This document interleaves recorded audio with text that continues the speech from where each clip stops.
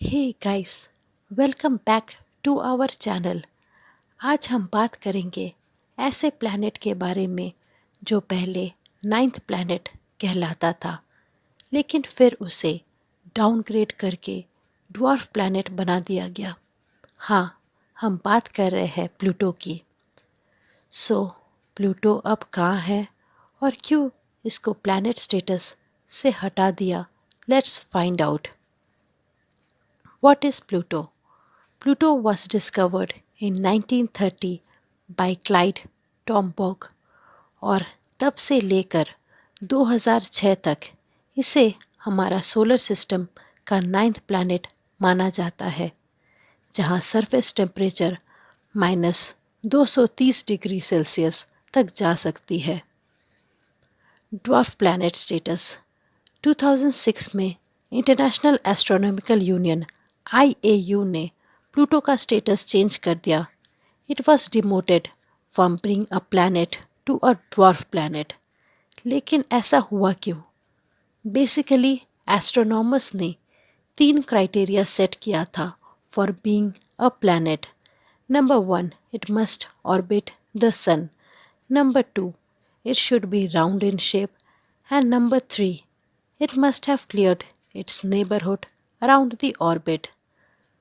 Pluto पहला 2 criteria तो fulfil करता है, वो सन को ऑर्बिट करता है और स्फेरिकल शेप भी है। लेकिन third criteria, clear it's neighbourhood, ये प्लूटो पूरा नहीं कर पाया। इसका ऑर्बिट बहुत इरेगुलर है और वो एक ऐसे जोन में एग्जिस्ट करता है जहाँ और भी बहुत सारे आइसी ऑब्जेक्ट्स होते हैं, जिसे हम कूपियर बेल्ट कहते हैं। Where is Pluto now? Pluto अभी भी वही है जहाँ पहले था, कूपियर बेल्ट में।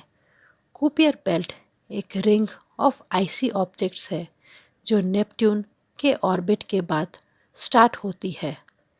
यहाँ पर एस्ट्रॉयड्स, कॉमेट्स और ड्वार्फ प्लैनेट्स जैसे ऑब्जेक्ट्स मिलते हैं और प्लूटो उनमें से एक है।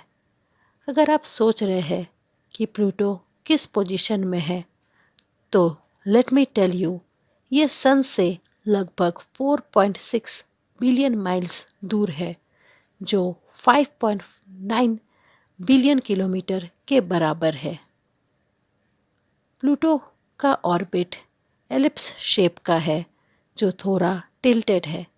कभी कभी प्लूटो का ऑर्बिट इतना टिल्ट हो जाता है कि नेपट्यून के ऑर्बिट के अंदर आ जाता है। New horizons mission. प्लूटो के बारे में ज़्यादा जानने के लिए नासा ने 2006 में न्यू हॉराइजन्स मिशन लॉन्च किया। ये स्पेसक्राफ्ट 2015 में प्लूटो के पास पहुंचा और उसने बहुत सारे अमेजिंग फ़ोटोज़ और डाटा भेजा। न्यू हॉराइजन मिशन से हमें पता चला कि प्लूटो का एटमॉस्फेयर बहुत थिन है, मोस्टली नाइट्रोजन से बना है। इसका सरफेस आइसी प्लेन्स और माउंटेन्स से भरा हुआ है और यहाँ ग्लेशियर्स भी मिलते हैं। न्यू हॉराइजन्स के इमेजेस ने एक चीज़ रिवील की। प्लूटो के सरफेस पर एक लार्ज हार्ट शेप्ड एरिया है, जिसे टॉम्बॉक रीजन कहते हैं, डिस्कवर क्लाइडी टॉम्बॉक के नाम पर। प्लूटोस मून्स। प्लूटो के पास 5 मून हैं: Charon, Styx, Nix, Kerberos and Hydra. Why Pluto is still special? तो अगर प्लूटो एक ड्वार्फ प्लैनेट है, तो क्या इम्पोर्टेंस लूज़ कर गया? बिल्कुल नहीं। प्लूटो अब भी एस्ट्रोनॉमर्स के लिए बहुत इंट्रिग्विंग टॉपिक है। न्यू हॉराइजन्स के बाद भी साइंटिस्ट इसके बारे में रिसर्च कर रहे हैं और इसके डिस्कवरी ने एक न्यू फील्ड ओपन की है, कूपियर बेल्ट ऑब्जेक्ट्स के स्टडी की। प्लूटो और कूपियर बेल्ट ने हमें ये सीख दिया है कि प्लैनेट्स के डेफिनेशन को रीडिफाइन करना कितना ज़रूरी है, ताकि हम स्पेस को बेटर समझ सके। सो गाइस, ये थी कहानी प्लूटो की। प्लैनेट से ड्वार्फ प्लैनेट बनने की। प्लूटो चाहे अब सोलर सिस्टम का 9th प्लैनेट ना हो, लेकिन स्पेस लवर्स के लिए ये हमेशा स्पेशल रहेगा। अब जानते हैं कुछ mind blowing facts about our universe. Number 1, universe का साइज। हमारा यूनिवर्स इतना बड़ा है कि हम इसका पूरा साइज इमेजिन भी नहीं कर सकते। साइंटिस्ट का मानना है कि यूनिवर्स लगभग 93 बिलियन लाइट ईयर्स में फैला हुआ है और ये लगातार एक्सपैंड हो रहा है। नंबर 2, लाइट स्पीड का मैजिक।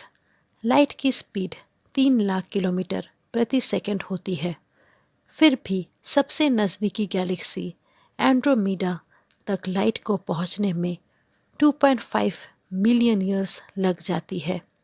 सोचिए, हम स्टार्स को देखते हैं तो उनका पास्ट देखते हैं।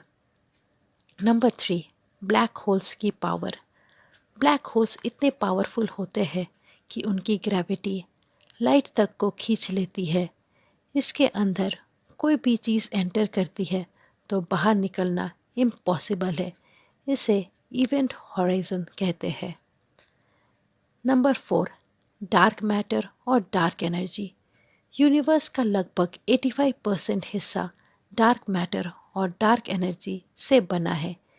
ये ऐसे इनविजिबल फोर्सेस है जिनके बारे में साइंटिस्ट को बहुत कम जानकारी है।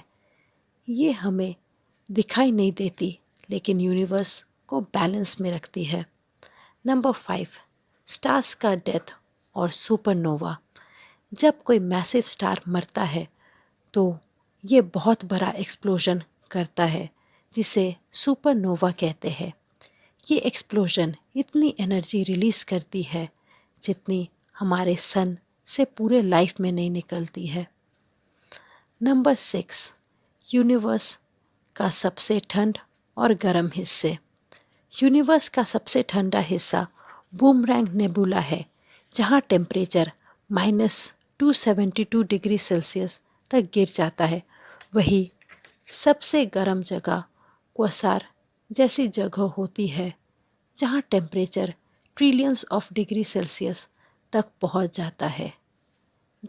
नंबर 7, गैलेक्सीज का कोलाइजन। हमारे गैलेक्सी मिल्की वे और एंड्रोमीडा गैलेक्सी का लगभग 4.5 मिलियन ईयर्स बाद कोलाइजन्स होने वाला है। दोनों गैलेक्सीज एक दूसरे की ओर खींच रही है और फ्यूचर में एक सुपर गैलेक्सी बनाएगी। Number 8, multiverse theory. कुछ साइंटिस्ट का मानना है कि हमारा यूनिवर्स सिर्फ एक नहीं बल्कि कई यूनिवर्स का हिस्सा है, जिसे मल्टीवर्स कहते हैं। इमेजिन करो, कहीं और भी एक अलग यूनिवर्स एग्जिस्ट कर सकता है और उसमें कौन रहता होगा, यू नेवर नो। तो अगर आपको ये वीडियो पसंद आया तो लाइक करें, कमेंट करें और सब्सक्राइब करना ना भूलें for more such space related contents. Thank you.